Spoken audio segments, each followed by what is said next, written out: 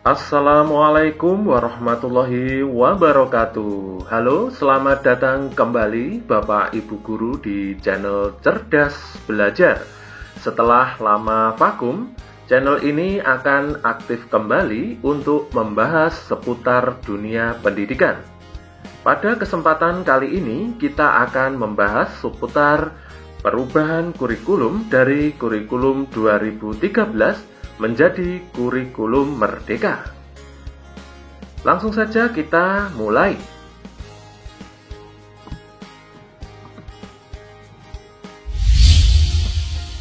Apa itu kurikulum? Bapak dan Ibu, kurikulum dimaknai sebagai keseluruhan belajar siswa, titik awal sampai titik akhir pengalaman belajar siswa.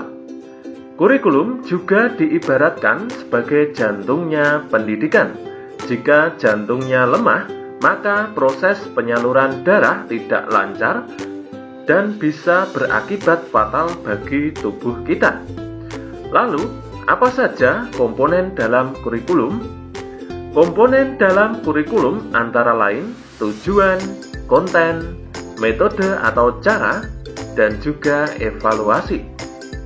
Siswa tentu saja menjadi acuan dari kurikulum. Kemerdekaan siswa dalam belajar adalah inti dari pengembangan kurikulum ini.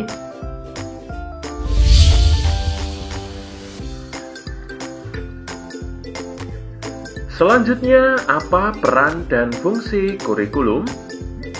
Kurikulum merupakan pedoman dan acuan dalam pembelajaran.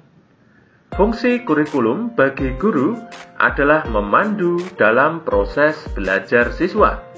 Sedangkan peran kurikulum yaitu mewariskan nilai dan budaya masyarakat yang relevan dengan masa kini, mengembangkan sesuatu yang dibutuhkan saat ini dan masa depan, menilai dan memilih sesuatu yang relevan atau kontekstual sebagai kontrol sosial.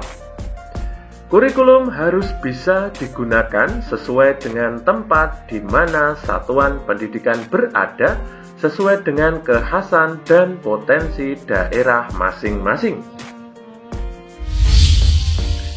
Bagaimana cara pengembangan kurikulum? Sesuai dengan peran kita sebagai garda depan dalam implementasi kurikulum dalam proses pembelajaran, kita harus tahu bahwa kurikulum yang baik adalah kurikulum yang sesuai dengan zamannya, sehingga kurikulum perlu disesuaikan dengan kebutuhan siswa. Kita juga harus melakukan adaptasi sesuai dengan konteks dan karakter siswa. Begitu juga dengan pembelajaran yang kita lakukan. Sebagai guru, kita yang lebih mengetahui kebutuhan siswa-siswa kita, kompetensi apa yang dibutuhkan, dan juga bagaimana cara mewujudkannya. Transformasi pendidikan pembelajaran paradigma baru menekankan pada penguatan kompetensi dan materi esensial atau bermakna, bukan pada banyaknya materi atau konten, tetapi materi atau konten yang esensial dalam pembelajaran yang dilaksanakan secara mendalam.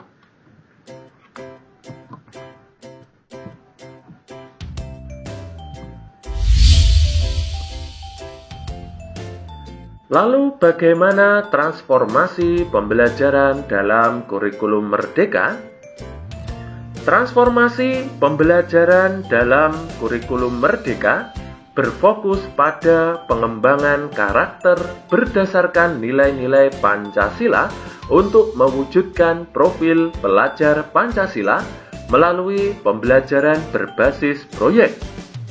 Sehingga dengan ini diharapkan siswa dapat memberikan dampak positif bagi dirinya sendiri dan lingkungannya kelak. Sebagai guru, kita harus mewujudkan proses pembelajaran yang berpihak pada siswa. Sebagai pemilik dan pengembang kurikulum di satuan pendidikan, tentu saja kitalah yang terus harus beradaptasi, mengembangkan kurikulum sesuai dengan konteks dan karakteristik siswa-siswa kita.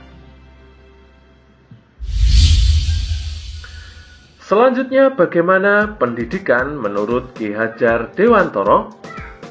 Maksud pendidikan menurut Ki Hajar Dewantara adalah menuntun segala kekuatan kodrat yang ada pada anak-anak agar mereka dapat mencapai keselamatan dan kebahagiaan yang setinggi-tingginya, baik sebagai manusia maupun anggota masyarakat.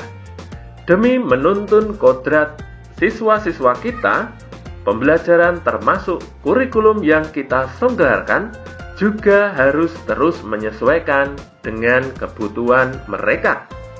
Sebagai guru, kita harus terus belajar untuk mengikuti dan memahami perkembangan kehidupan siswa kita yang tergolong dalam generasi milenial yang akrab dengan teknologi dan juga media sosial.